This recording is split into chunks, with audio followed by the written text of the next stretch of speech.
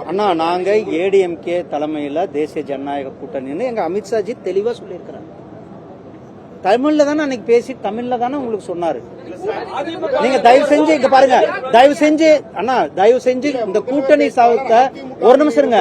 இந்த கூட்டணி சம்பந்தமான கேள்வியை நீங்க யாராவது ஒருத்தர் போய் ஸ்டாலின் கிட்டயோ திருமாவளவன் கிட்டயோ வைகோ கிட்டயோ கம்யூனிஸ்டுகள் கிட்டயோ காங்கிரஸ் கிட்டயோ கேக்குறீங்களா?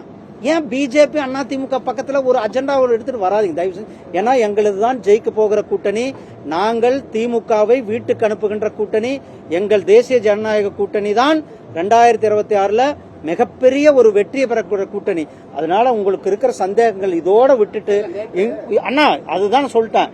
இந்த சந்தேகத்தை இதோட விட்டுட்டு தேசிய ஜனநாயக கூட்டணி எங்களுடைய கூட்டணி.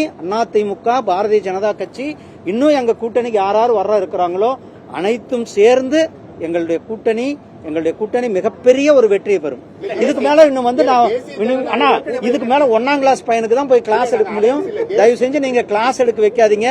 நீங்க வந்து தேசிய ஜனநாயக கூட்டணியுடைய முதல்வர் வேட்பாளர் எடப்பாடி பழனிசாமியா இல்ல வேறு ஒருவரா?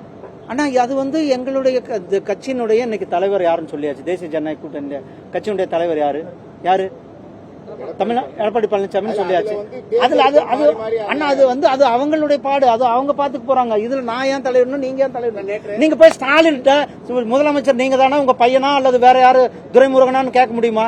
இல்ல இல்லையே இன்னும் கூட்டணி வச்சுன்னு திருமாவளவன் சொல்லிட்டு இருக்காருல்ல, சொல்றாரா இல்லையா? இருங்க, கம்யூனிஸ்ட் என்ன சொல்றாங்க? இந்த ஆட்சி மேல எங்களுக்கு வந்து நம்பிக்கை இல்ல, இந்த ஆட்சி செயல்படல அப்படின்னு கம்யூனிஸ்ட் சொல்றாங்கல்ல. கம்யூனிஸ்ட்காரங்க கிட்ட போய் கேட்கறீங்களா? அண்ணா தயவு செஞ்சு நான் எல்லா மீடியாக்காரங்களும் சொல்றேன், நாங்க ஜெயிக்கின்ற கூட்டணி.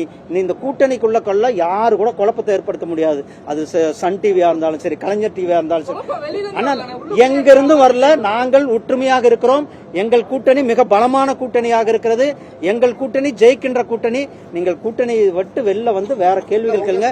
தமிழ்நாட்டுல பாருங்க, தமிழ்நாட்டுல அதெல்லாம் வெயிட் பண்ணி பாருங்க. இதெல்லாம் நான் மீடியால சொல்லிட்டேன் இல்ல, அதுதான் சொல்றேன்.